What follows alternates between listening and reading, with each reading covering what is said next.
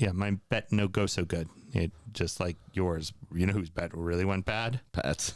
Bad, Terrible. bad way, man. Hi, everybody. How you doing? Like you're live. So what were you saying about you like when we come in raw? What'd you say? I don't know. You're saying something about my vagina and fulham and flicking it, and I didn't understand any of it. Chauvinism always funny, especially when directed at my wife. And I love that for that little bit right there, nobody was watching. Nobody was watching at all. You know? See, we even gave it to. We were like, you know what? Let's give her the come in. Oh my God. She wants us to produce the funny. We're producing the funny for her, and Some of this weekend was really hard to come up with funny. yeah, it was not easy. There was some dull ones. Yeah. I have no, Even though there were goals, the games were shit in a lot of cases. Don't disagree. Do not disagree. which is funny because I sold the show like the weekend gave us a lot to talk about. Uh-huh. I'm like, oh, that's just. I me. mean, storyline, there's a lot to talk about. There just wasn't a lot of funny shit. Doesn't mean there isn't shit to talk about. Just funny stuff to write about is what it really comes down to. La la la. You can also here. Do you want me to share it on your page? Yes, please. Okay. While you guys are talking about funny people. Well, it automatically shares on Twitter and I everything, know. correct? I was going to share it on your. As I was going to share it to your page. Oh, to my page. Well, I told everybody to go to Twitter or Twitch or YouTube or Facebook to find us. So, at DU Football Show everywhere. It is everywhere, literally. What a pro. Look at this guy. Literally everywhere. You know my first remarks to her when she did her halftime video? What? Where was the plugs? I was like, nice video, hon. Where were the plugs? I was. Was that the one when they did when I was sick? While you were sick, yes. I was so sick. Yeah. I had a hard time staying awake for the game, and it was a good game, but I was just so sick. Mm-hmm. I know we're going out on What? injury time. Flyleaf. I'm so sick. Down with the sickness. That but I was too? just so I sick. think we've done that before, though. We have done that one before. Yeah.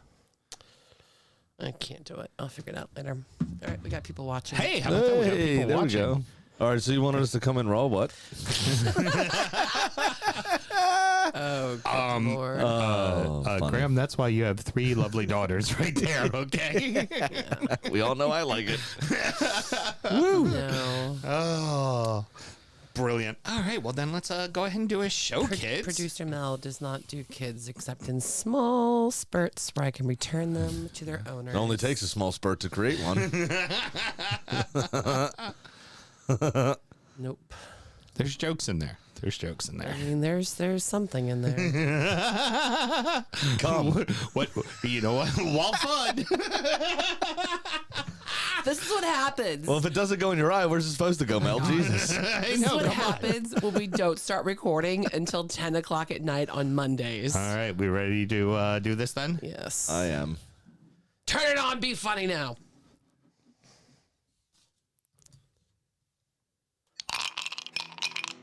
This is Simon Torres, Arsenal supporter of Charm City Gooners. You are listening to DU Football Show, and I'm here to tell you that it could be worse. You could be an Everton fan.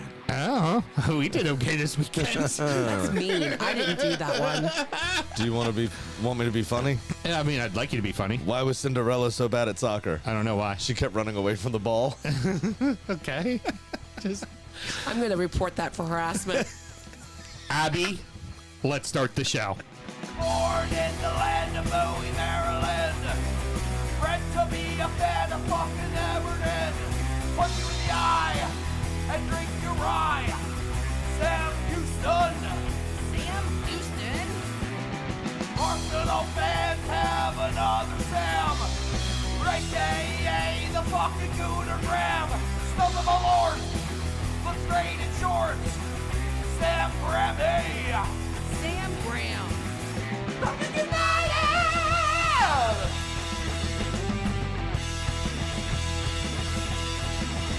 Fucking United!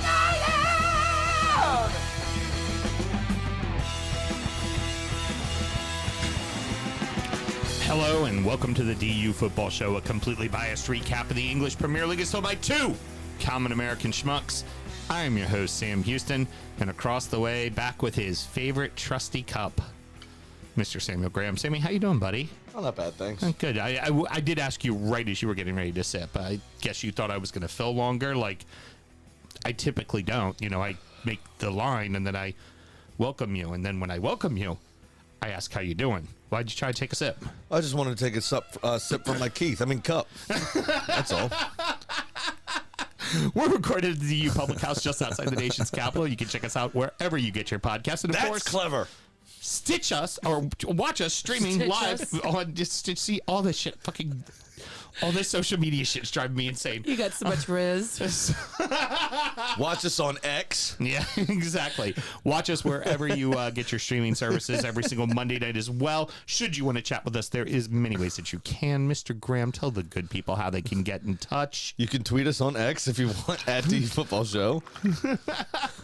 Yep, more of that, please. Get extra buttons. Yeah, it's actually at Football DU Show. It's actually at. We are fucked up. Trifecta. Do you guys want to reset and do it all over again? No, this is brilliant. It's at DU Football Show on all the social medias, of course, including X.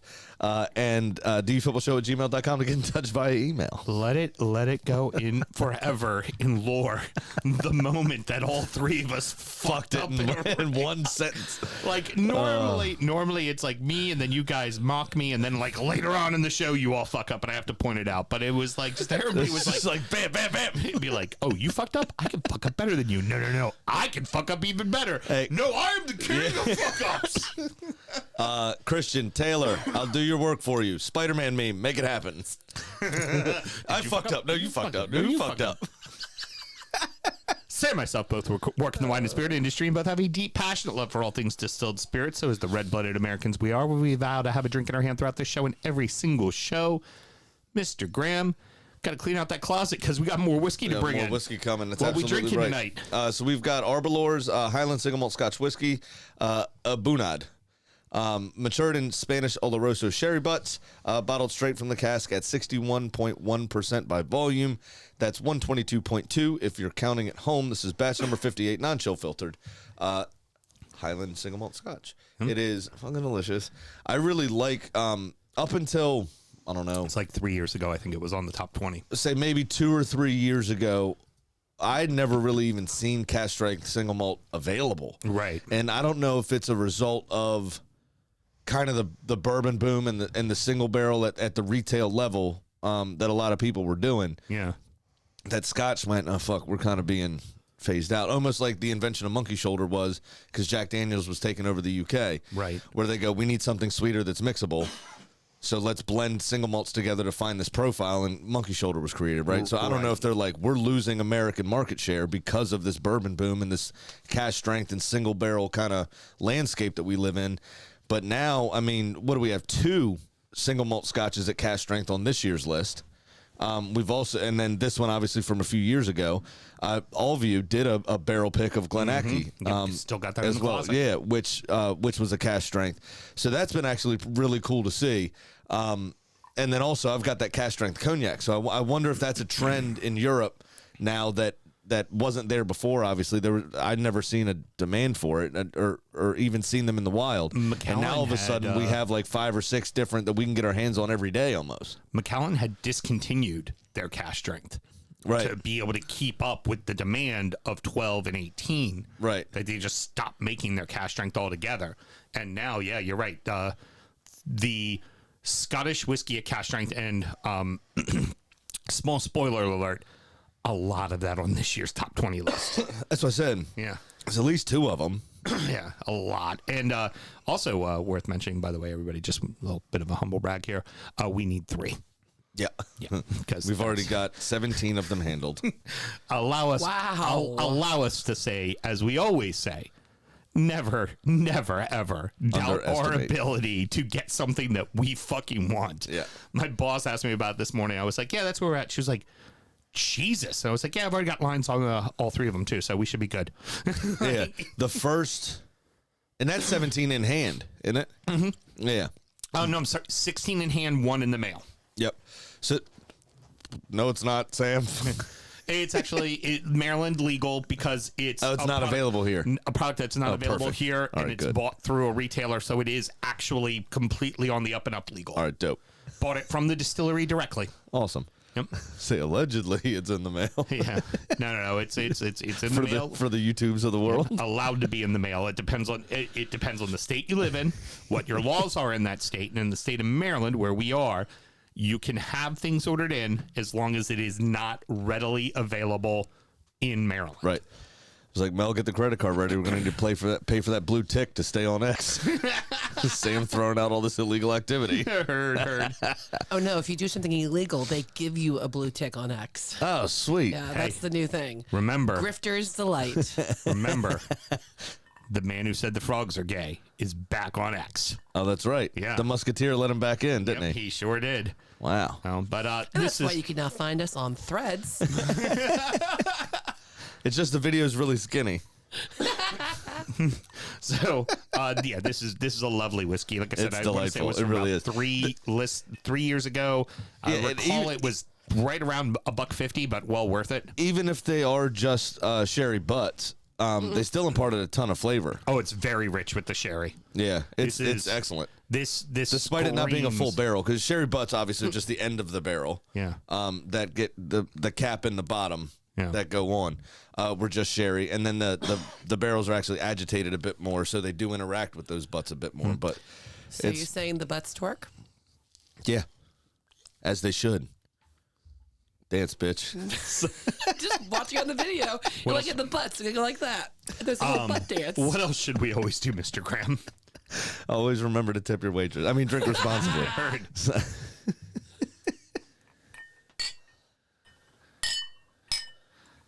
The one bad part is it doesn't ting good. Yeah, that's all right. We got 2 glasses. We'll make it ting.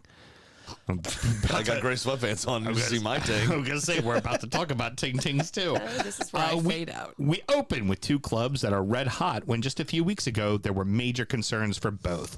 Bournemouth 3, Manchester United 0, Fulham 5, West Ham 0.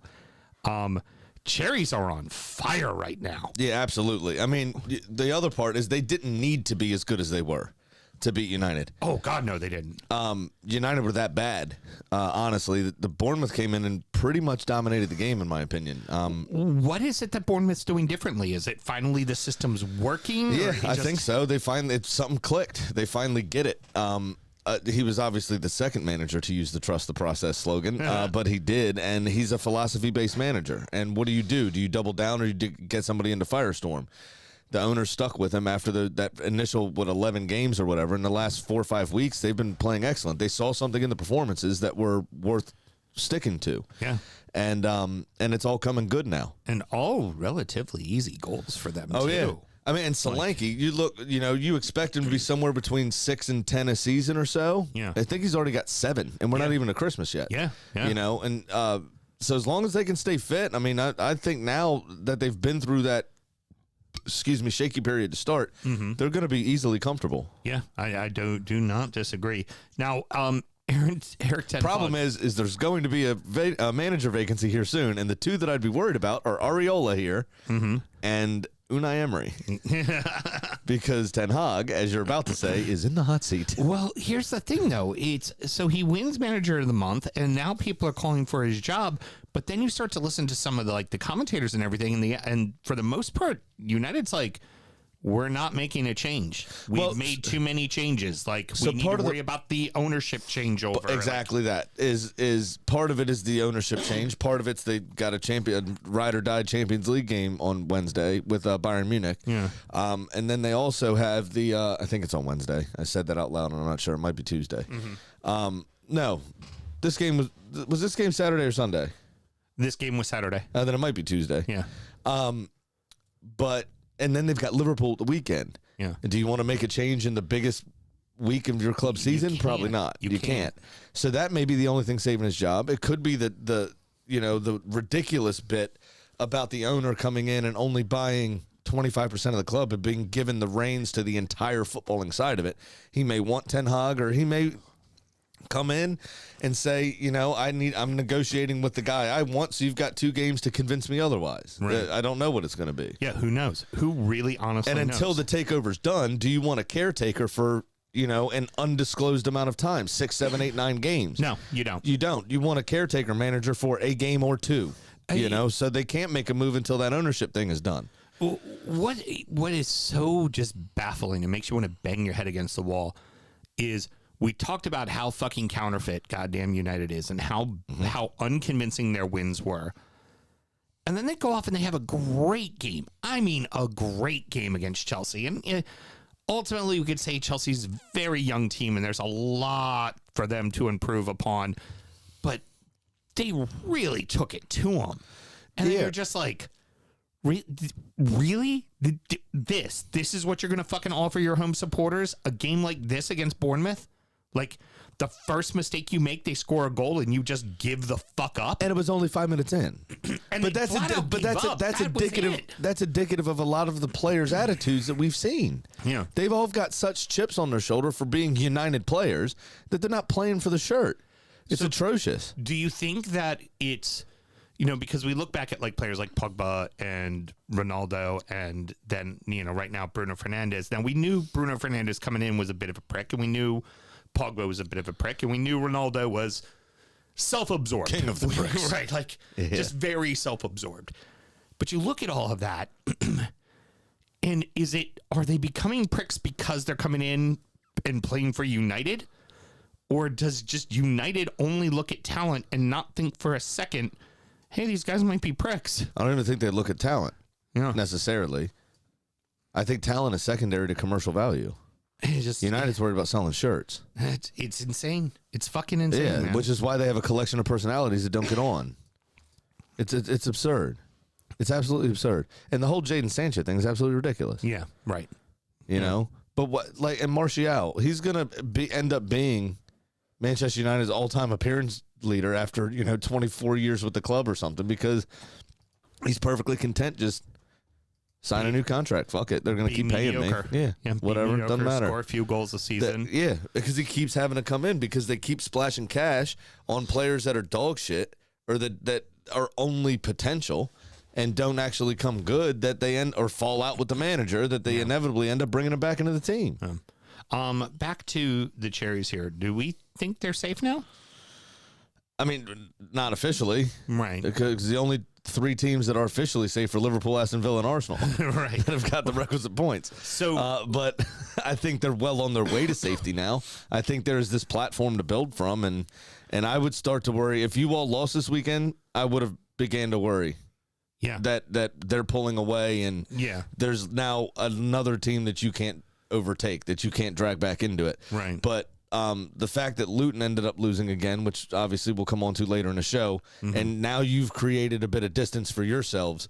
I think Bournemouth can absolutely, start to think that they're safe. But if they get complicit, they could get, or complacent rather, they can drop right back into it. Because especially just think about them. Just 3 weeks ago, we were talking more like 4 or 5 now because they've been good on the bump here for a while now.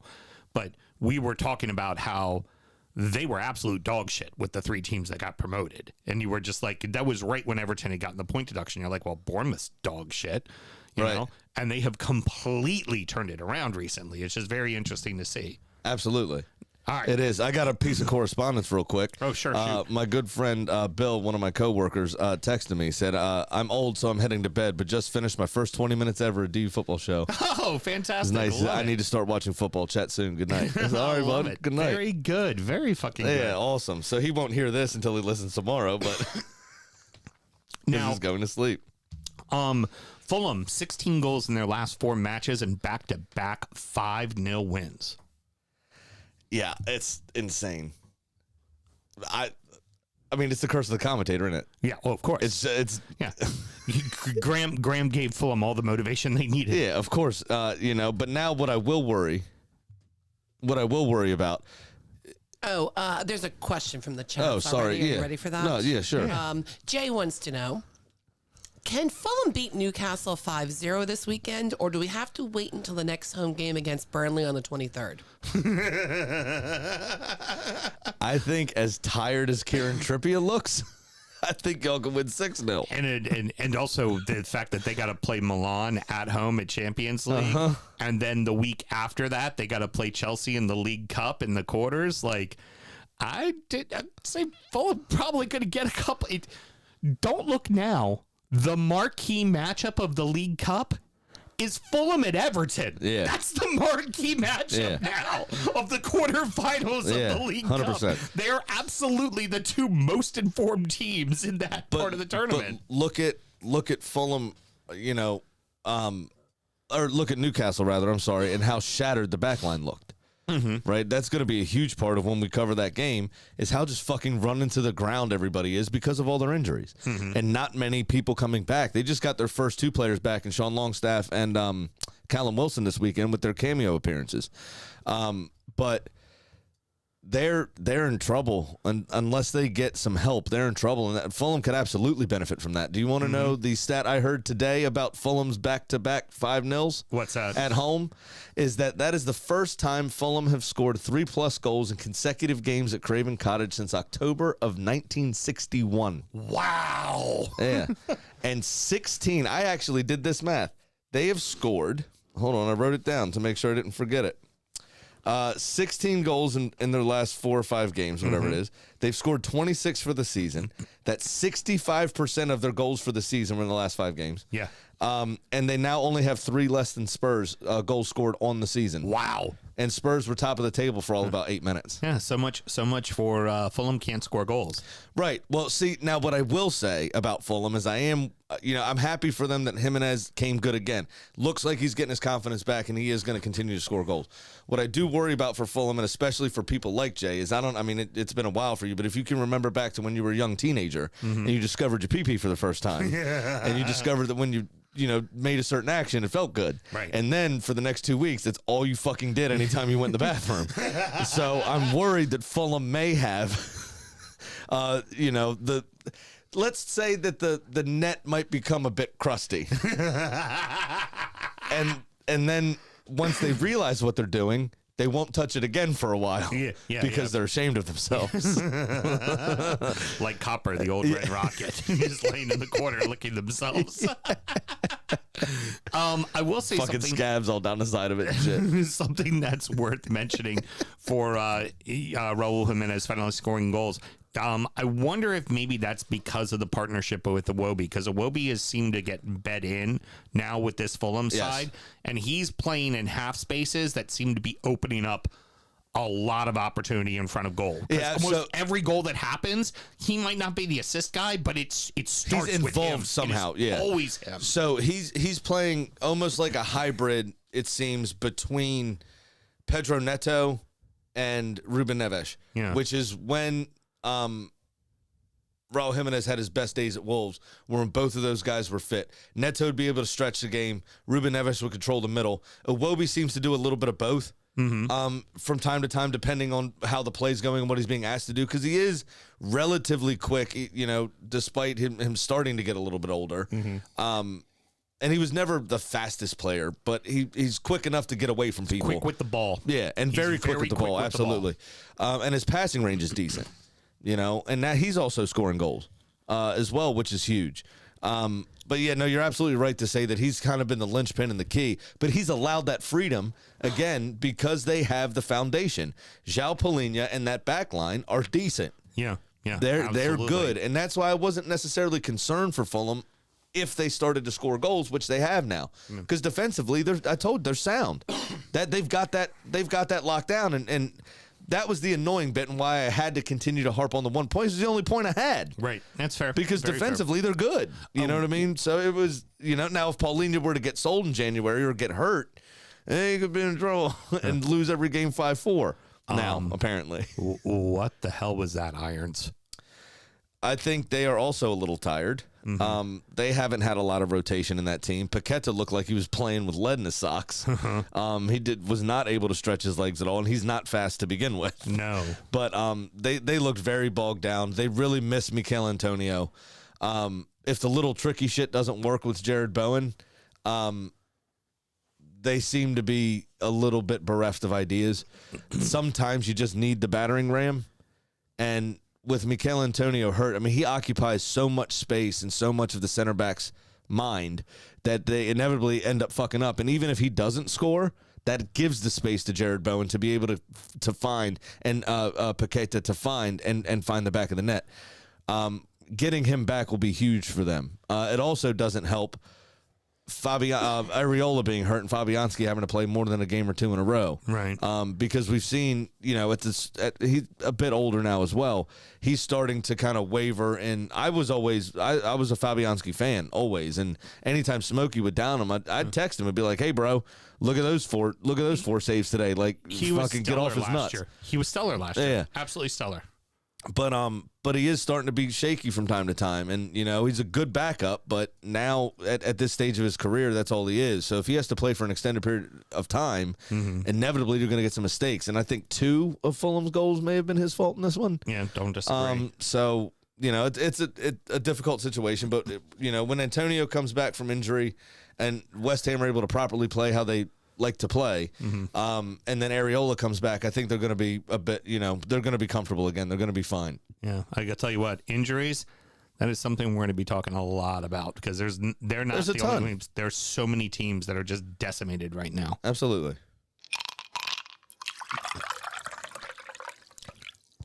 Now we turn our attention to another 2 clubs who have had amazing weeks at their home grounds.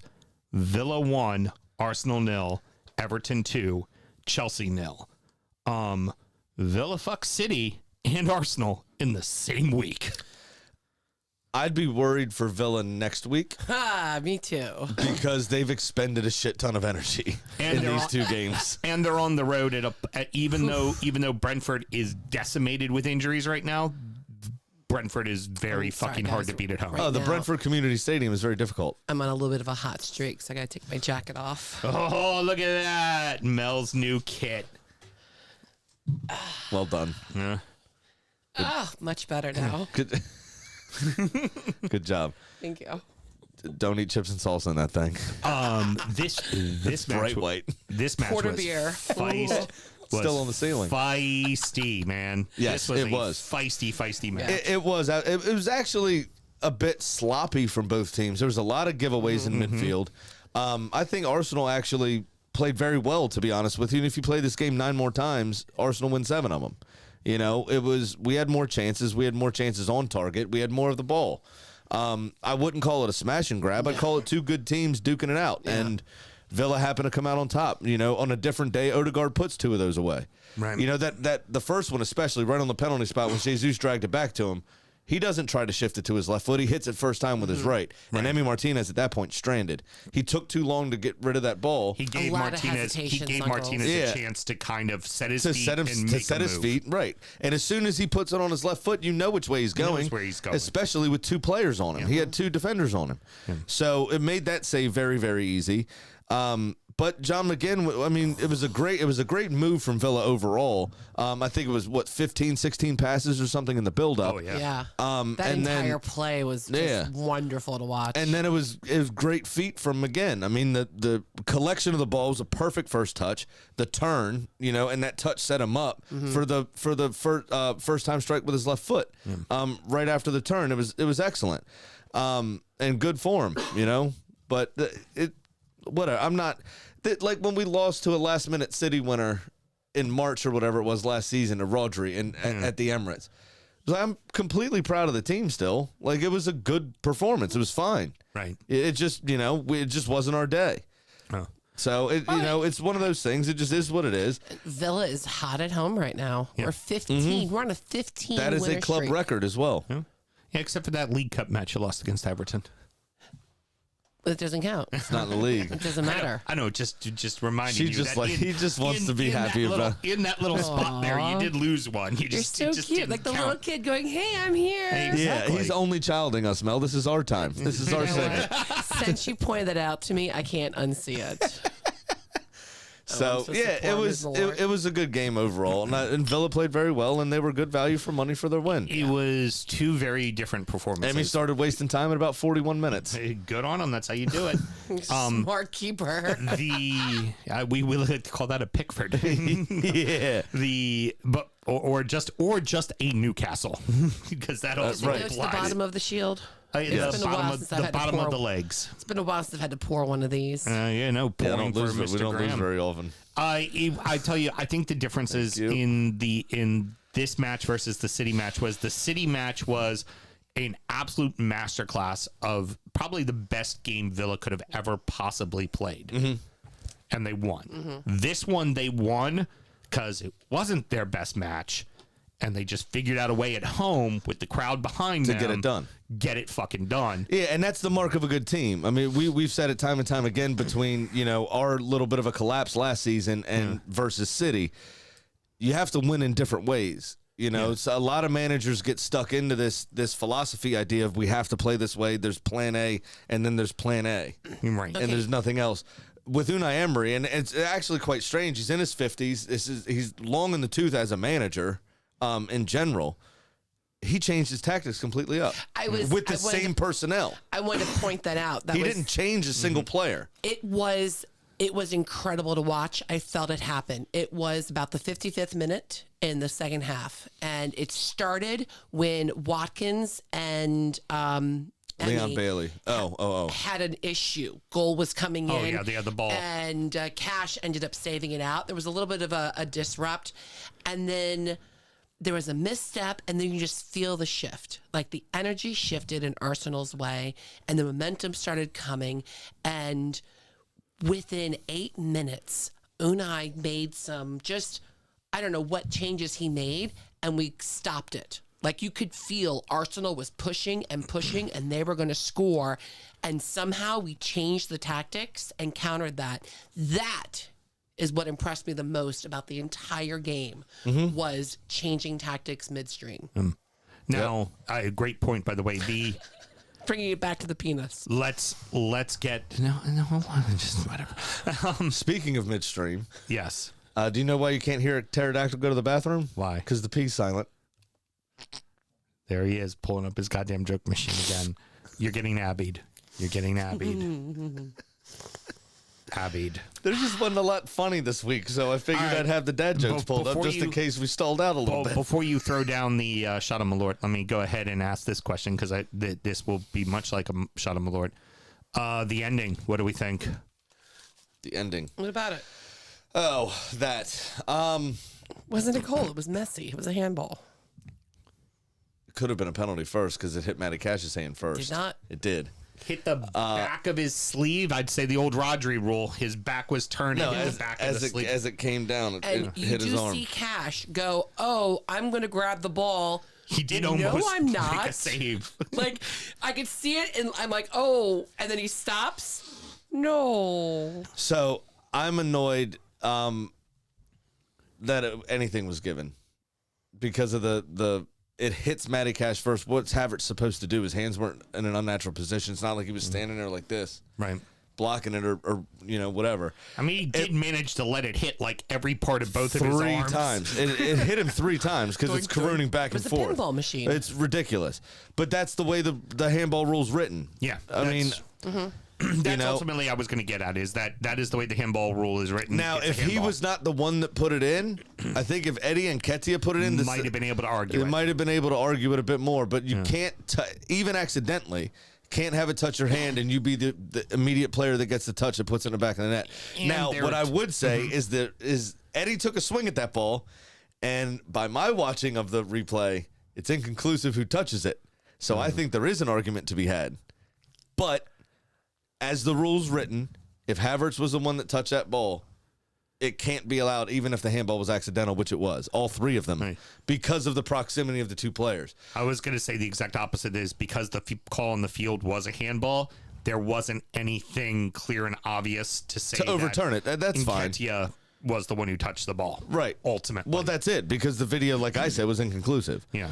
But so if they had given the goal to begin with, I don't think they could have overturned it. No, I agree. Actually, very much agree with that point. So- If that's how it would have been. They would not have been able to But what it overturn boils down to at the end of the day is it's a shit rule. It's a shit rule because nobody meant to do anything that happened there, and nobody was unnaturally bigger or made a motion towards the ball. It was a fucking pinball machine. Sometimes that happens. Yeah. I don't like that the referee stops the game when the ball hits him now. In our day, they were just part of the field. Too bad. Play on. Right. Don't hit me. Right. Yeah. You know what I mean? Like, that annoys me now that it's a drop ball. Fair. But so it's a shit rule. But as the way that it's written, yes, you have to disallow the goal. But I think some common sense needs to come in there. You know, and the goal should have stood. In our day, the goal would have stood. But that's every year. There's a new iteration of the handball rule. Nobody knows the fuck it means anymore. But it was also not called a goal initially. It was Right. called a handball initially. Right. Yeah, that's I think that's where it ultimately lays out, is that it was called a handball right away. That kind of long. I don't know that it was right away either. I think it took him about 15, 20 seconds to actually call it. He had a good old think about it. It was a mess of arms and legs and body parts. And, you know, do you know what goal wasn't controversial? John McGinn's slapper in the first 10 minutes. All right. Take your shot. I don't know. I thought it was a little unoriginal. Laughing at his own jokes while doing a shot of Malort. You know, Taylor Thompson remember says, you're right, it is unfair. John McGinn's ass is unnaturally bigger. Now that's clever. Very good. And he shouldn't have been able to move Gabrielle out of the way like that, because he's like Shakira and his hips don't lie is not fair. I listened to the McGinn presser afterwards, and I'm like, I can't understand anything he's saying. Let's put on subtitles. Yep, subtitles. Can't understand anything he's saying. Inaudible. Yep, a whole lot of that. There was one time in an interview, somebody asked him his favorite food, and this is how dense he is, right? He just goes, Cheps. It's like, it's the old Ross Barkley Crayon Club. This guy, he's got a firm subscription. Sounds about right. Fuck your 10-point deduction, Premier League. Right. Everton's gotten back 9 in 4 games. Oh, yeah. Wow. It's huge. Again, Goodison, a fucking insane asylum. Absolute insanity. I think this It's been a was fucking cauldron. those kids weren't ready for No. what that building was gonna be. No. Not at all. Not even the South American ones this time. Yeah, they Chelsea came out early, had a great shot, but Pick was right there to make the save. And then after that, what is it about this team that is just different with Deichball? Because they find themselves with maybe 30 to 35% possession of a match, but they outshoot their opponents. Well, they're better players than he had at Burnley. Yeah, but just it's insane, this kind of style that's they're the playing. thing is they had better players than they did at Burnley. So Diceball becomes more effective as a result of that. Yeah. And I mean, this was a proper Chelsea got diced. Yo, God, yeah. I mean, this was big time. It was like, oh, you want the ball? Take the ball. That's fine. We don't need the ball that much. Yeah, you'll fuck up and we'll take it away from you. And that's exactly what we're they gonna did. Have lots of How opportunities. about Dwight McNeil finally, a little peach fuzz mustache becoming a man? I like that. He's doing very well Yeah, with his patchy weirdo lives in his mom's basement beard. Yeah. One thing to look at Chelsea real quick is Reece James goes off in the 20th fucking minute, man. Yeah. It's all the talent in the world with this kid, right? Like everybody gushes over what a great talent he is. They've given him the captain's armband. Getting red cards, or he's fucking hurt all the time. Yep. Like hurt all the fucking time. Like that's got to be just decimating to that team, especially when. Well, he's also quite experienced, Right. Of so the they young lose players, he's the experienced one. Yeah, so they lose the experience that he's had already. He's played Champions League games. He's played, in the FA Cup latter stages. He's played in the League Cup latter stages. He's got this experience of the Premier League for 3-4 years. Also, obviously played for England a few times as well, and been on the international stage, and. He could be there as a shining light to some of these young guys. It could be, you could be in awe of somebody like, Thiago Silva or Paolo Maldini or whoever, right? But at 39 years old, is Thiago Silva putting his arm around any one of them kids? You don't know. He could be on the way out. He's done, He's done. Paolo Maldini, to his credit, did do that for the entirety of his career. However, I don't know if Thiago Silva's like that. I've never really heard any stories of him, putting his arm around players and making them feel better about themselves. Yeah. His body language on the field doesn't really suggest he's very much of a cheerleader. No, not one bit. But he's played every minute for Chelsea this season. Yeah, well, he didn't play this week. He was right up until this point. Yeah, but it's like, without Reece James, like, what do you who are you turning to then? Right. In that back Chilwell's line. hurt. Chilwell's hurt also. Another one that gets hurt fairly frequently. So you get gel in his eye. His hair is always perfectly fucking placed. It's annoying. But yeah, I mean, it was just a great performance from Everton again. How about the second goal for the kid Lewis Dobbin? First professional goal, period, wasn't it? And obviously first goal for Everton. He's been with Everton since he was an 11-year-old boy. And his first goal came at the Gladys Street end, didn't it? No, it was the other end, unfortunately. That sucks. Yeah, because Chelsea did that dick move. A few teams will do it where they'll take the harsh home side in the first half. You're like, go towards their own fans in the second half. you're like, come on, man. Right. You're the away team. Play the rules. Come on now. Right. Play it the right way. Yeah, I do that at Anfield. I want to see that. Yeah. You let them run at the cop in the first half. Yeah. See how what they that goes. do. Yeah, see what they if do. you're down 5-0. Right, exactly. Yeah. Go for it.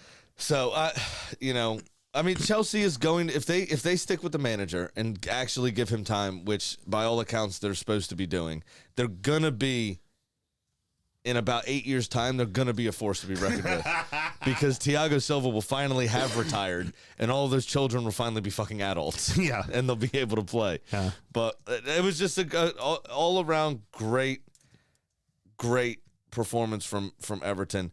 I'm also glad that Cole Palmer got that yellow card. I just wish that's done consistently. Even though he got up and tried to play on, he did dive. Oh, God, You yeah. saw him stick his leg out, and then he was like, shit, that's not enough contact. Got up and started running again. Yeah. And purposely didn't look at the referee. But you could see, now obviously we have the benefit of the replay. He doesn't slip. There was no, like, he lost his feet or whatever, or even anticipated and changed the movement of his body. Right. He didn't anticipate contact that never came either. He went looking for contact, didn't get any, still went down, and then got up and tried to play on. I wish they would do that consistently, but it's fucking pug mold. So we'll never see that for the rest of the season. Nope. They handed out their one. That's like us back in the days. They would the ref would just decide, okay, I'm going to call one bad throw a game. Yeah. One. Oh, Garfield. There you go. Called the one. We're going to move on. Finally for Everton, this is we've already been saying this. This is a good team. Like, are they like a top of the table team? Fuck no, that's Arsenal and Villa. Right. But are they? But should they be in the discussion for Europe right now if it wasn't for the 10 points? Yeah. Yeah.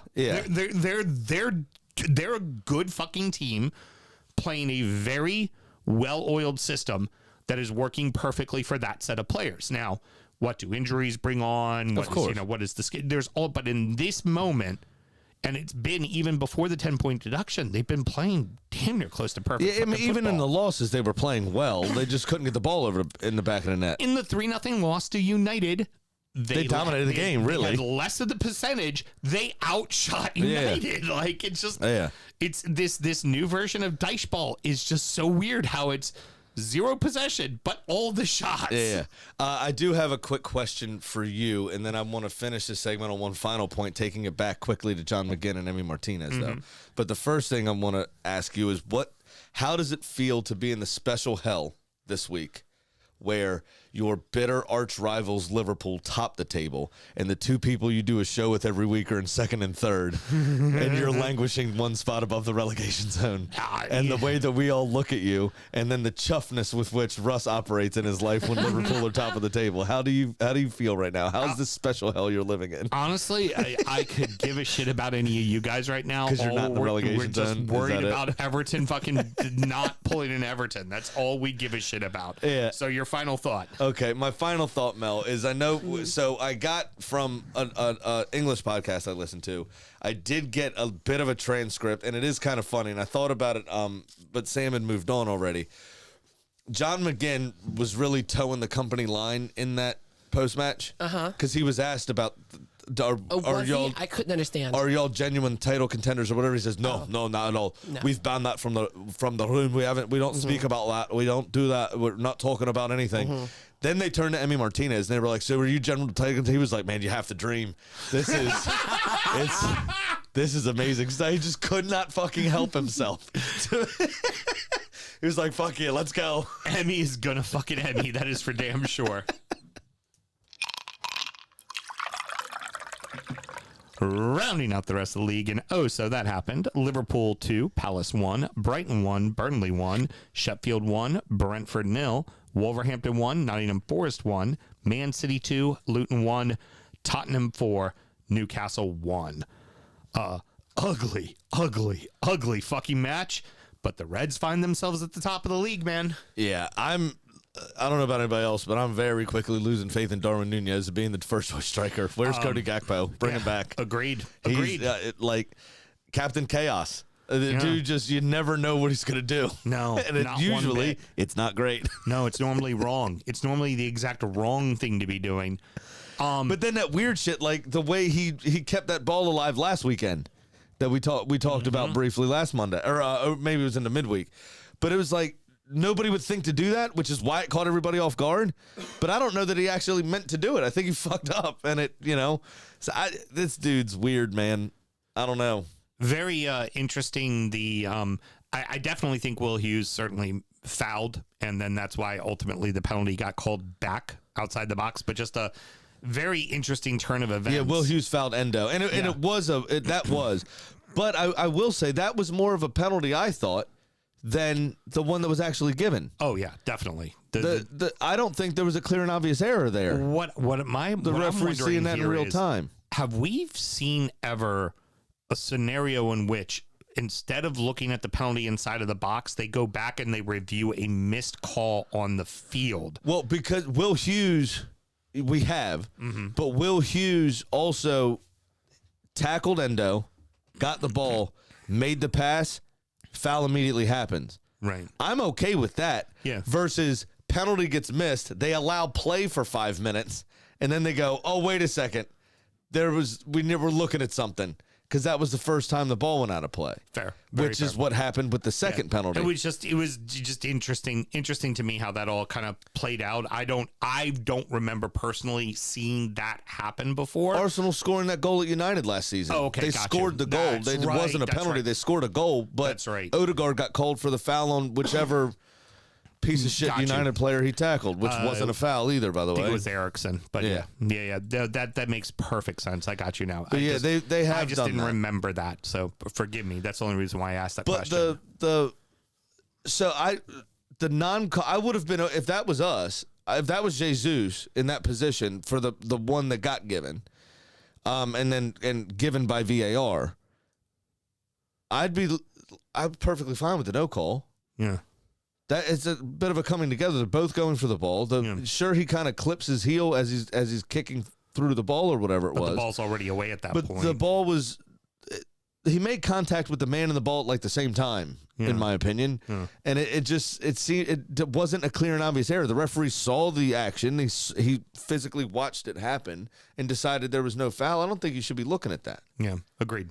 I thought that was a bit strange for the Palace goal. Now, real quick, I do want to mention something I forgot. We were talking about it on Injury Time, and I was just talking about kind of like the decisions that Palace have been making, and I was like, why the fuck isn't Decore playing? Decore's not playing because he's out for the entire fucking season. Yeah.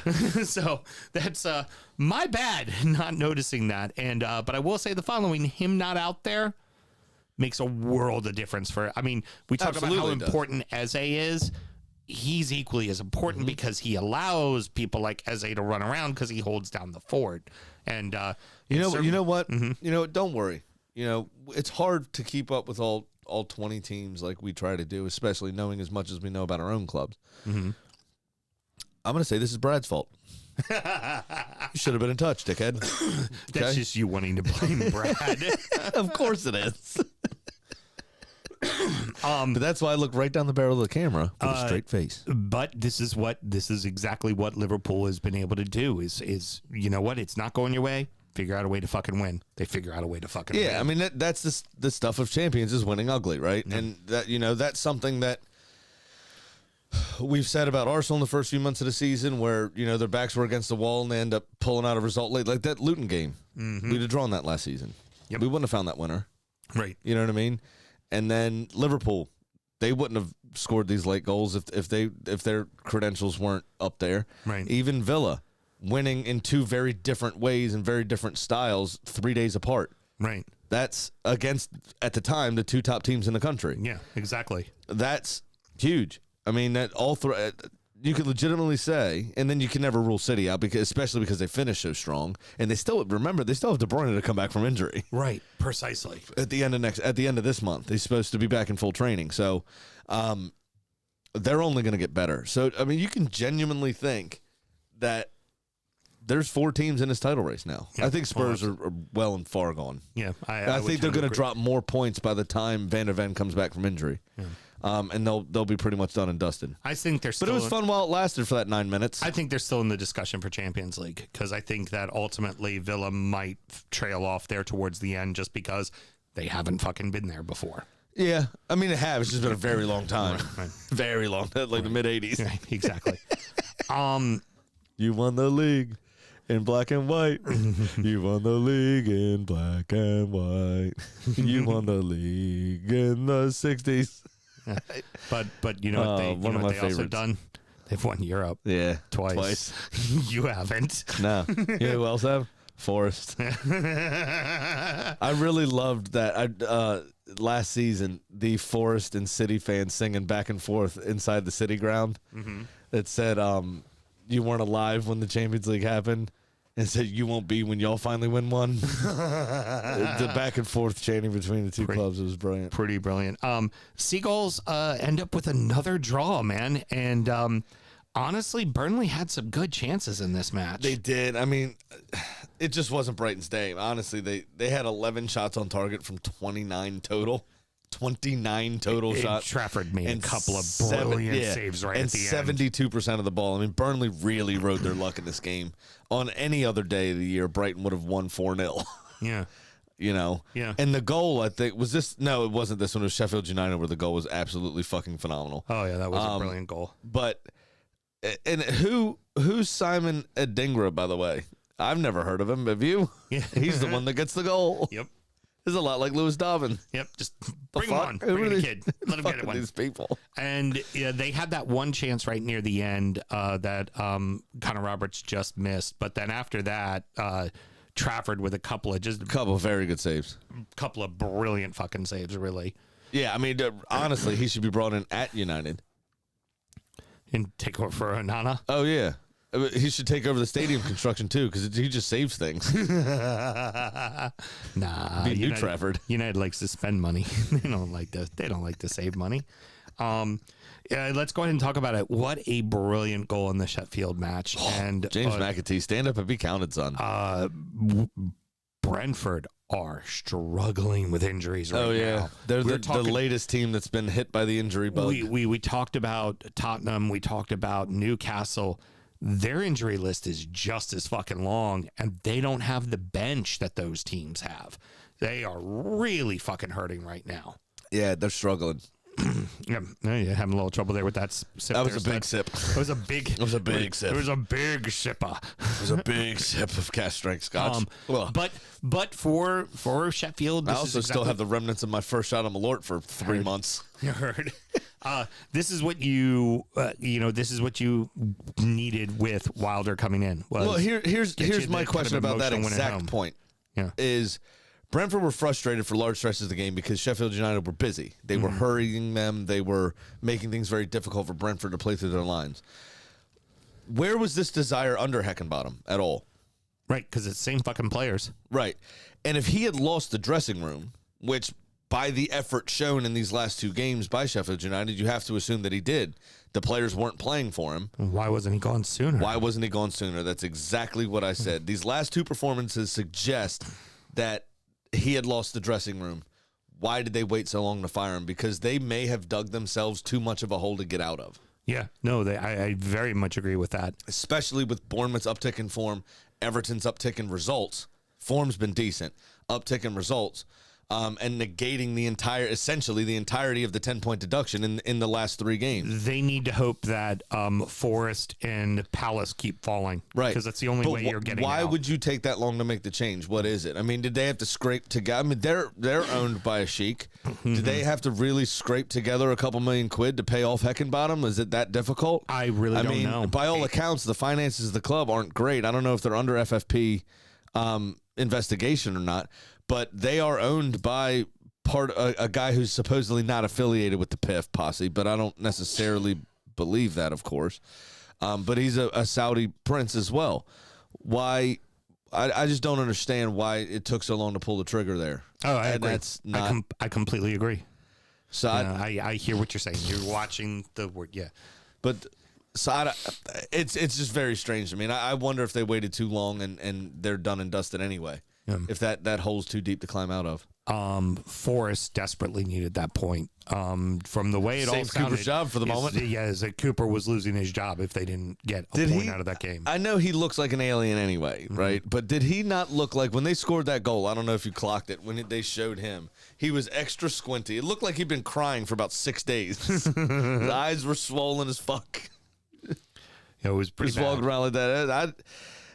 It was a very ugly game. Wolves controlled most of it. Again, on another day, I think Wolves walk out of this game 3-4-0 winners. Yep. Another Cunha goal. Another Cunha goal, and it was a He's slick piece of play for a find bit. ways to Yeah. score. He last season when they first brought him up, it wasn't working. But he is definitely found his form. It was an excellent passage of play from Wolves as well. I mean, there was a ton of passes in the build-up. It was slick stuff. I also think it was very unlucky that Craig Dawson didn't get that cleared off the line, that overhead kick. So Forrest's goal, granted it counts just the same, but they were a bit fortunate there because he got his foot, he made the connection. It was so high up in the goal though that it ends up hitting the backside of the crossbar. If he waited for it to drop a little bit, that ball's at midfield. Yeah. And it's cleared. Yeah. Yeah, don't disagree. So it was a pretty fortunate that Forrest even got that goal to begin with. It really could have been Wolves' day.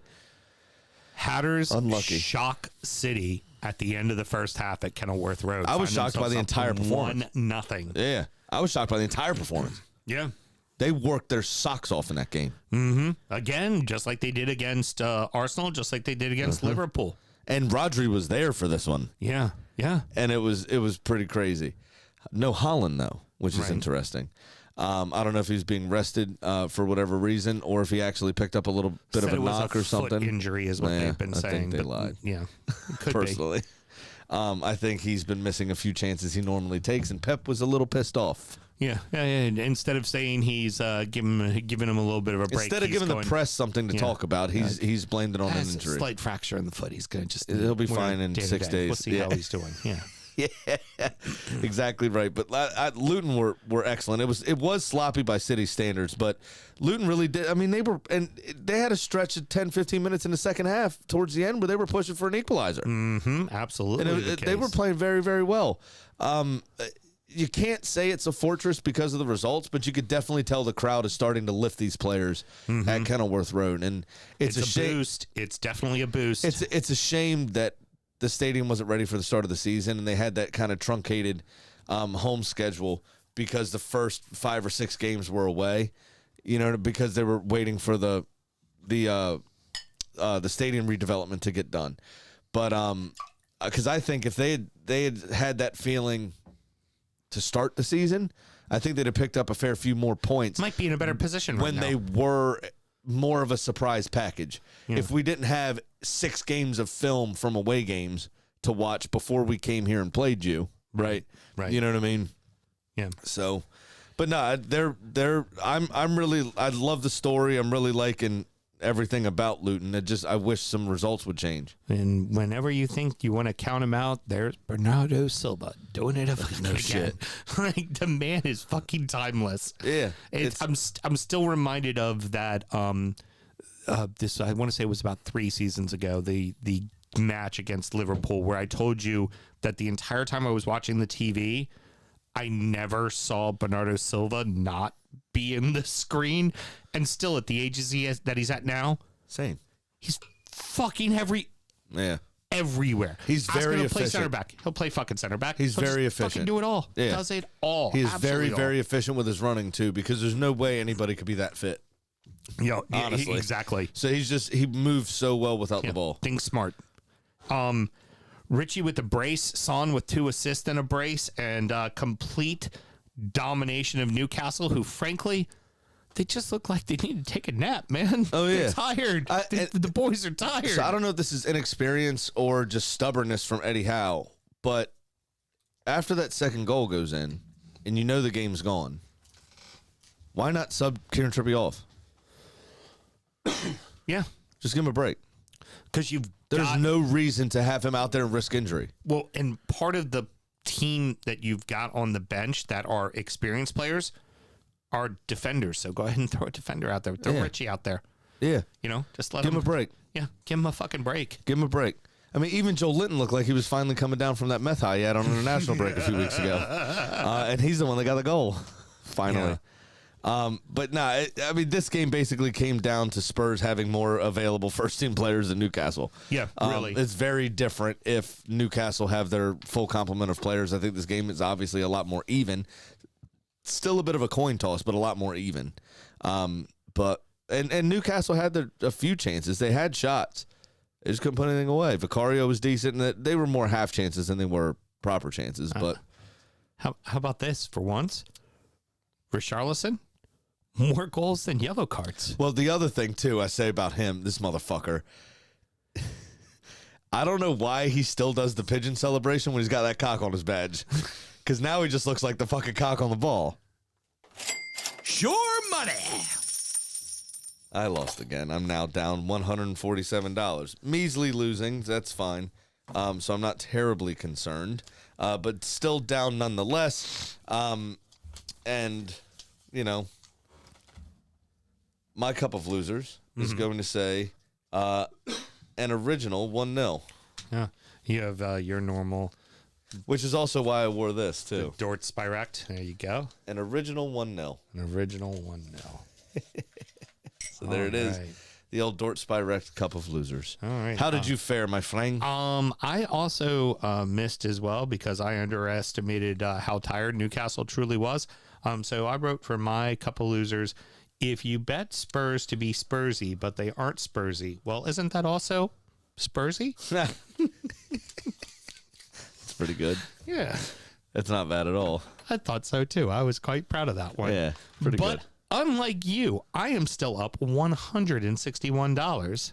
Big Sam's Lock of the Week. Could you know that 26.6? It's still such a bad number. 7% of the time, it works 100% of the time, baby. That 7 sneaks in. Right at the end, just kind of, it just puts an end on it, you know, where the normal 3.3 just kind of goes on. It needs some. It's still a finishing fucking point. It's still such a shit number. I love that you're sticking with the bit after 5 fucking years, 5.5 years now. It is. It's the bit's solid. The bit's fucking solid. I'm gonna go ahead and take your boys to win and over 3.5 goals total in the match. So I'm thinking like a 3-1 in my opinion. Okay. And that's at plus 205. Nice. Yeah. All right. See how that goes. Uh-oh. Phone cut out. All right, so I've got Pat's email. And now, it's time for our degenerate gambling friend Pat's Pick of the Week. I feel so bad for him. The email is titled, The Worst Year Ever. And here we go, and I quote, well, I lost again, and it's getting bad. I'm down $1,375. So this week, I'm not going to try and pick winners. I'm just going to pick overs. So I'll take the over 2.5 goals in the Villa-Brentford match for -140 and parlay that with the over in the Everton-Burnley match for -110. That pays off on a $125 bet at $285. It's not a lot, but guys, I just need a win. I'm starting to get worried. There's no digging my way out of this hole. Let's get through these next couple weeks, and maybe there's some good luck in the new year. Talk to next week for some Christmas bonus check bets. There we go. Whatever that means. Bad ideas. Yeah. 9-way parlay. Something, right? I'm not far off. Like I said, I lost last week again, so this week is going to be another story. Mm-hmm. Tottenham will beat Forest, and this is me. What do they call it? Affirmations? No. Manifesting. Mm-hmm. I'm manifesting, Sam. Tottenham will beat Forest. Chelsea will beat Sheffield United. City will beat Palace. Everton will beat Burnley. And Arsenal will beat Brighton. And I thought plus 671 was a pretty generous offering for that because as they're all favorites. Okay. So it's not bad. Terrible with money. Thanks. Thank you so much. You do know that Idrissa Gueye and Jared Branthwaite are both out for Everton because of accumulation of yellow cards. Nice. Yeah, so that's going to hurt the bet there. Who were you playing, though? It's Burnley. You're fine. Don't worry about Burnley it. will be fine. Don't worry about it. Oh, well, you know who else is going to be fine? Who's that? The chicken. Nice.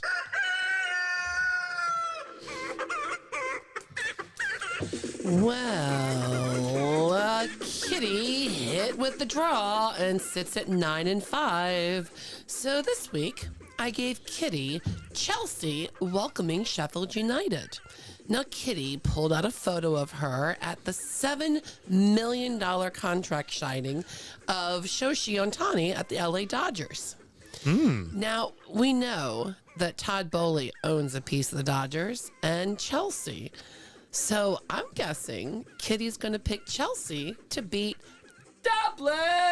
Very good. Well, and we do know Todd Boehly likes to write a check. That's for damn sure. I love that you didn't correct my pronunciation because you don't know how it's pronounced either, and we're just going to go with it. Shoshi Ohtani. That's what I said. Yeah, you did it correctly. I actually did it correctly. Yeah, that's why I didn't correct you. Do you know what else I'm correct about? What's that? Gambling legally and responsibly. Very good. Well, that's going to wrap it up, boys and girls. Mr. Graham, any parting words? No, not really. I don't think there was much going on. I got one for you.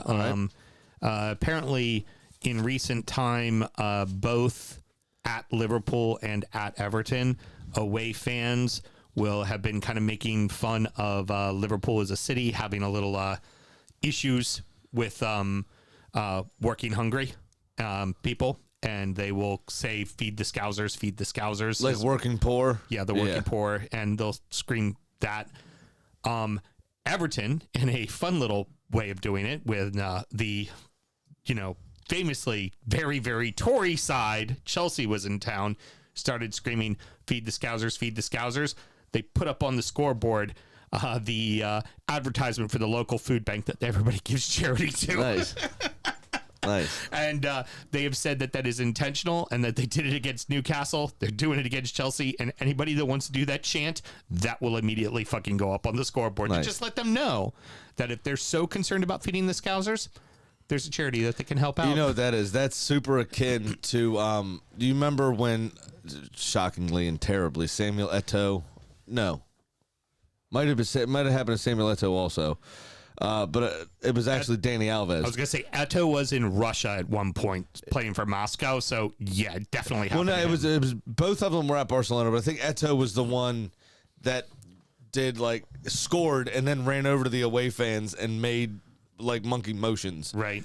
Because they were calling him a monkey all game, which is abhorrent. But I think it was Danny Alves that got a banana thrown at him. Mm-hmm. They picked it up and ate it.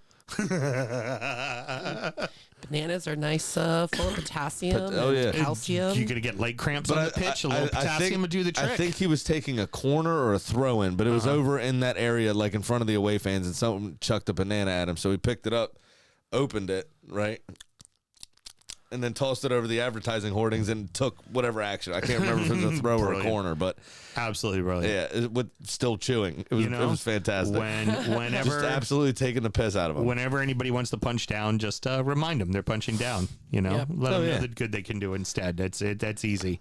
All right. Well, next up is going to be injury time, where we talk about our fantasy league. We also talk about the beers we've been drinking, check in on our adopted clubs, and preview the weekend's action.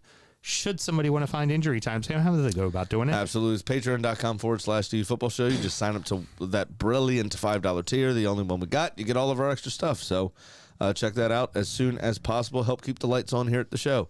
I mean, we are to the point where sometimes we have to unscrew light bulbs just to get by. Mm-hmm. Exactly. Hang out for... In fact, we're going to unscrew some light bulbs for the next show because it's going to be darker. Hang out for... DU After Dark. Yeah. DU does the EFL as well. If you're watching a stream right now, we're going to go ahead and do that show in just a moment. And, of course, for all your holiday shopping needs, go to the DU Drip Shack and buy the flyest gear in the market. That's right. Till next week, everybody. Good night.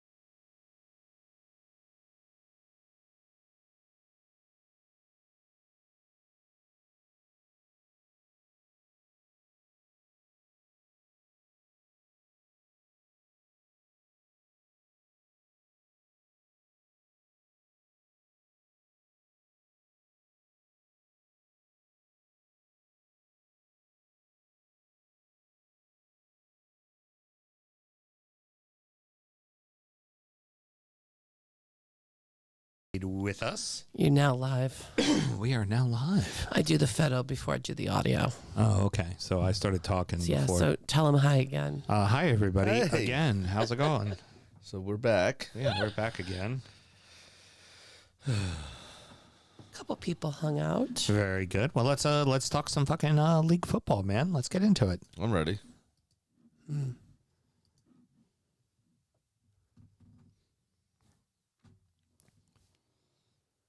You gonna cough? Do it.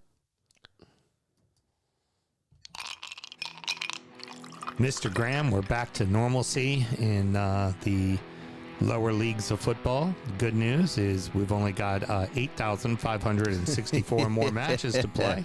Exactly. Jesus. Yeah, like the amount of doubled up weeks that there are in these leagues is just fucking insane. No, it's nuts. It's- and there's no way we could do more shows. Yeah, Sorry, guys. That's why it needs to only be 15 minutes. Let's start the show. Born in the land of Bowie, Maryland. Bred to be a fan of fucking Everton. Punch you in the eye and drink your rye. Sam Huston. Sam Huston? Arsenal fans have another Sam. AKA the fucking Gooner Graham. Smell the Malort. Look straight in shorts. Sam Graham, hey. Sam Graham. Fucking United!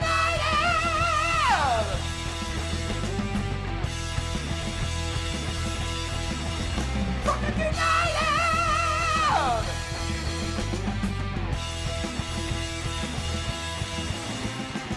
Hello and welcome to DU Does the EFL Show, a completely biased brief recap of the English Football League as told by two common American schmucks. I am your host, Sam Houston. Across the way from me, Mr. Samuel Graham. How we doing, Sammy? Doing very well. Thank you very much. And, of course, on the ones and twos, as always, Producer Mel. How are you? I'm doing well. Yeah, I just started waving, and this is all. I mean, I know that there's a video element, but, when spoken, you should speak back. I know. Damn. How you doing? Sorry, I'm not used to hearing from so low in the league. It's hard. Can you speak up? Top of the table has a hard time hearing bottom of the table. Yeah, last time you lost at Villa Park was to who? We're recording at the DU Public House just outside the nation's capital. You can find us wherever you get your podcasts and, of course, streaming live every single Monday night. Should you want to chat with us, there is many ways that you can. Mr. Graham, tell the good people how they can get in touch. It is at DU Football Show on all the social medias and dufootballshow@gmail.com to get in touch via email.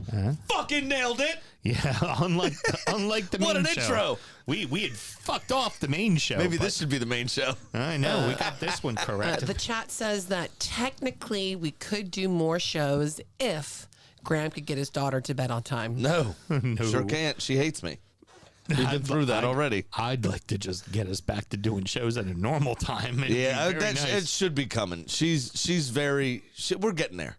We're getting there. Good. I think it's what's going to happen. She's doing so Tegan's so much older that she doesn't want to relate. She can't relate to Tegan. Mm-hmm. She's relating to the baby. Right. Because, we're having a very tough time potty training. And we think it's really? because the baby's wearing diapers. Oh. She's like, well, I can keep wearing diapers. Because she looks at Tegan and just sees another adult, even though she's a teenager. Right. Cameron doesn't understand that. You know what I mean? She's so much bigger. She's not trying to catch up to her because she's so far ahead, it doesn't matter to her. You know what I'm saying? Yeah, but Because Graham, usually the little sibling does everything faster because they want to be like the big sibling. right. But they're so vast and there's such a vast size difference, and I don't think Cameron even makes that connection. But Graham, don't we all just want to sit on around and shit our own pants? No, Okay, I that's just don't. a touch of my Oh, own, I too. am not looking forward to your senior years, Houston. what next year? Isn't that when you get your first discount? Yeah, pretty much. I already started getting the discounts. Thank you very much, AARP member. Fucking proud. I'm old. Give me and about 10%. I'm old and I'm proud. We're drinking the exact same shit we were drinking the last show, so let's go minutes ahead ago, and yeah. get right into it. Championship Corner! I've fallen and I can't get up. Oh no! Part of the reason I used the website that I used for the dad jokes was I looked at number 1, and I've waited for this moment all night. Uh-huh. What did a horse say after it tripped? What? Help, I've fallen and I can't giddy up. Back to shitting pants. Taylor says, not everyone likes shitting themselves. Just Man United. Well done, That's Taylor. pretty good. That's pretty good. Nothing has changed at the top of the table as Leicester beat Plymouth 4-0, Ipswich beat Middlesbrough 2-0, and Leeds beat Blackburn 2-0. And they remain in first, second, and third, along with Southampton, who drew, and West Brom and Sunderland, who round out the rest of the playoff spots. But Sunderland did beat West Brom 2-1 over the weekend. And they needed it. You know who threw their hat in the ring to be Sunderland manager this week as well? Jermaine Defoe. Really? Yeah, he wants to get into management, which is pretty cool. There you go. And I welcome that, actually, despite his Tottenham connections. I welcome that because all leagues need more black coaches. So that'd be very cool. Well, and as much as you might not like Defoe, you could say this about him. The man was a stone cold scorer. No, absolutely. And he just loves knew football. how to Like he make could goals go in the back. Yeah. He could put a ball in the back of the net from anywhere, it seemed. 100%. I mean, he didn't reach the heights as Ian Wright or Thierry Henry or Nicholas Bentner even, but he was very good. And he did it at Sunderland as well. JK, he was absolutely loads better than Lord Bentner. But no, I mean, this kind of period favors the newly relegated clubs, actually, because they tend to have the squads and the finances after having that last season of Premier League money to have a squad deep enough to weather this very, very busy time period. Yeah. So it's no real surprise that, I mean, Leicester obviously been running away with the thing from the start, but Leicester, Leeds, Ipswich not so much, but Leicester and Leeds especially have done very, very well over this first part of the season and have started December so excellently. Yep. Wednesday on a bit of a roll. They got their second win and they beat Stoke 1-0. They're now out of the bottom, but still in the relegation zone. QPR is also now only 2 points out of getting out of the relegation zone, and they're just behind Millwall, Stoke, and Huddersfield. All three kind of established furniture in the but Huddersfield, championship. that's what you get for letting the Warlock go. Yeah, exactly. Exactly. That you deserve everything you get. You did it to yourself, man. You did it to yourself. Exactly right. I want Millwall to stay out of it because Millwall were chasing a playoff spot last season. I want to see, not that I want anyone to be hurt, but I do want to see in my lifetime a West London derby an East London derby that matters. Yeah, with Millwall and West Ham. Yeah. Real quick, Mr. Graham, I need you to do me a favor. Pull up your phone real fast. Sure. Because I did not look this up after I had written the notes, and I knew the game went off today, and it's got to be what leads off League One. Pompey and Bolton played today. Oh, shit. You didn't really give me a lot of lead time here. I know, it's okay, but that's 1 and 2, and I put it down as notes, and I meant to check the score and come back, and I was even going to look for it on ESPN, but I just the day got away from me, so I didn't get a chance to look it up. So got some random ass leagues in here. Random ass leagues. It's this, strange. I hate to admit, Sam, that I use the Yahoo Sports app, and I actually have like League One and League Two on my favorites, so I can scroll to them easily to find out scores. I'm gonna change over here to FOTMob because the ESPN, which was easier to search.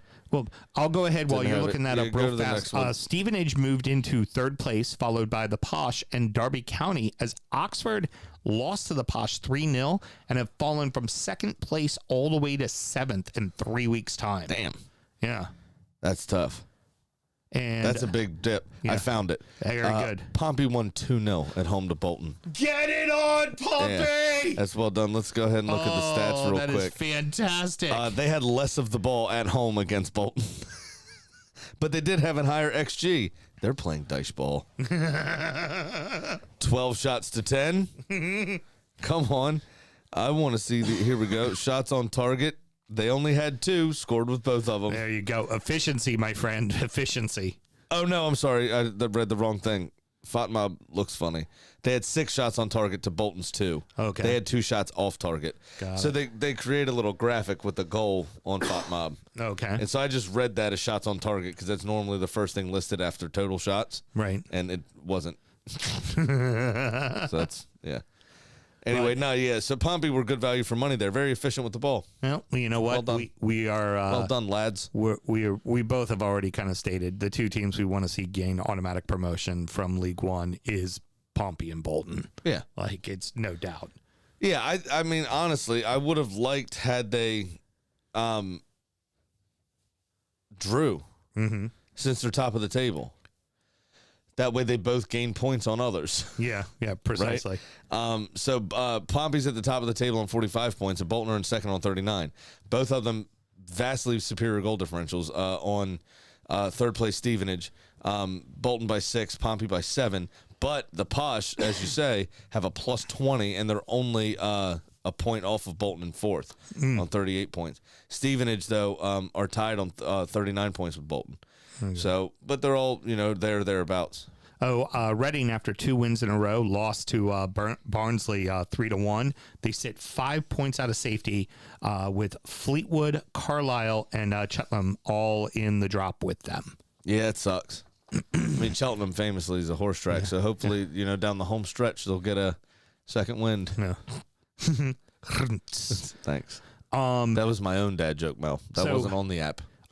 Finishing out here with League Two. Actually, not a lot of games because a ton of them got postponed. Because we'd rather play them on Wednesday in January. Yeah, Fuck exactly. it. Why not? Aki drew Doncaster 0-0, but dropped to 10th place in the standings. And then, like I said, there was a bunch of postponed matches. Only Stockport played from the top sides, and they drew dicks out, shrimps out for Macombi. Shrimps out for Morecambe. Yeah, we know it's Morecambe. We just like calling them Morecambe, goddammit.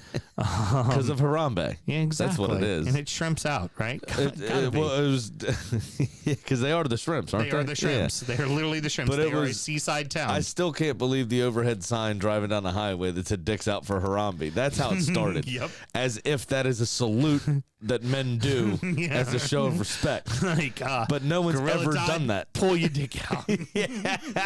No one's ever done that. Dicks out for Harambe. It's so fucking funny. So the bottom of the table has two sides in very deep trouble. Forest Green Rovers are at 15 points and Sutton are at 14. They are 5 and 6 points respectively from safety. Good news. Tranmere have now won a couple in a row. They sit in 21st place, and they're now 6 points clear of safety as a whole. That's good. Yeah, so you need that. The only proper Liverpool club. Yeah, exactly. May I make a suggestion to Forest Green Rovers? Yeah. Eat some meat. Yeah, just eat some Get some meat. Protein. Protein? Yeah, sure. Get some propane. Call a gigolo. Mel, get some propane.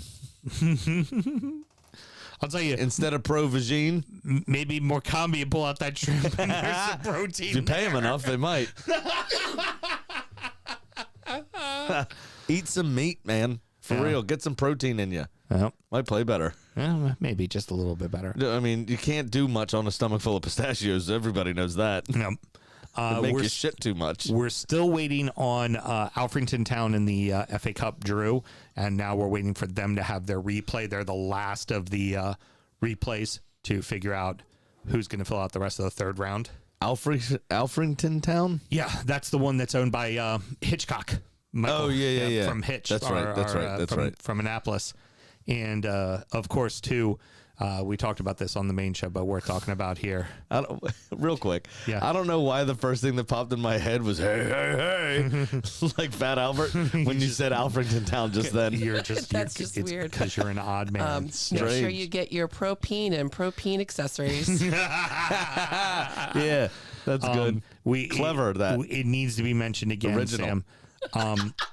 I want that needle mark in a vein where everybody can see it for the third round of the FA Cup, because opening the FA Cup at 7:45 in the morning is a Tyne-Wear derby. Oh yeah, this is just first time in a while.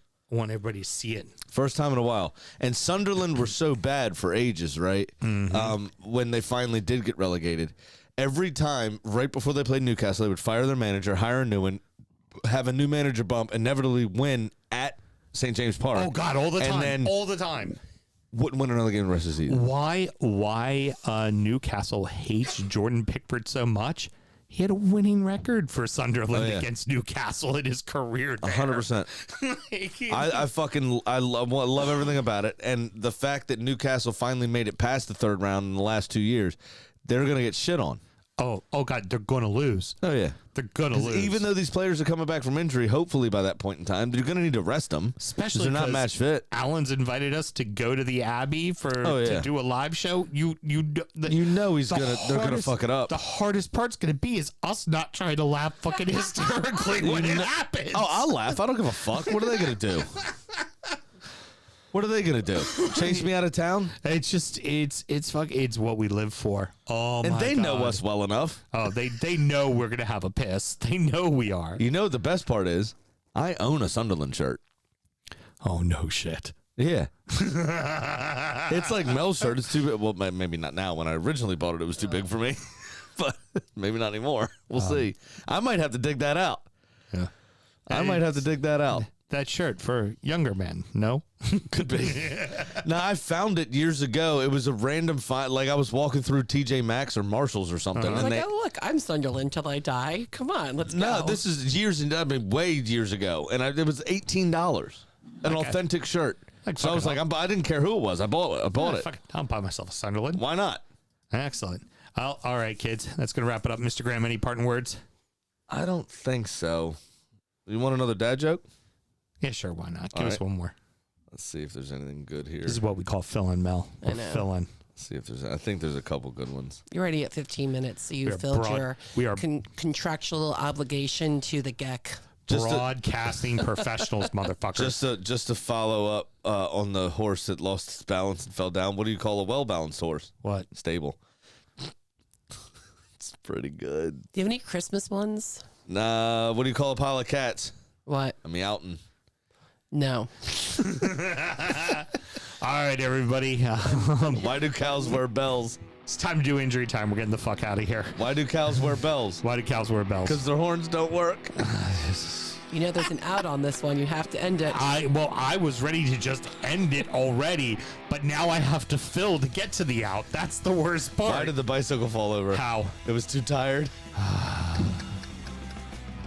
Fucking kill me. Yes. Till next week, everybody. Good night. Born in the land of Bowie, Maryland.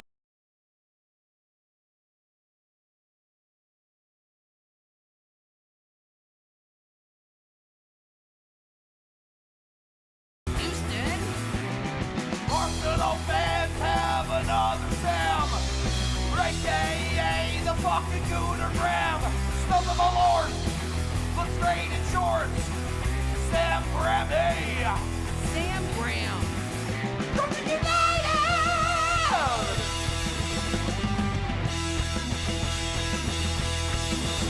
Brooklyn United!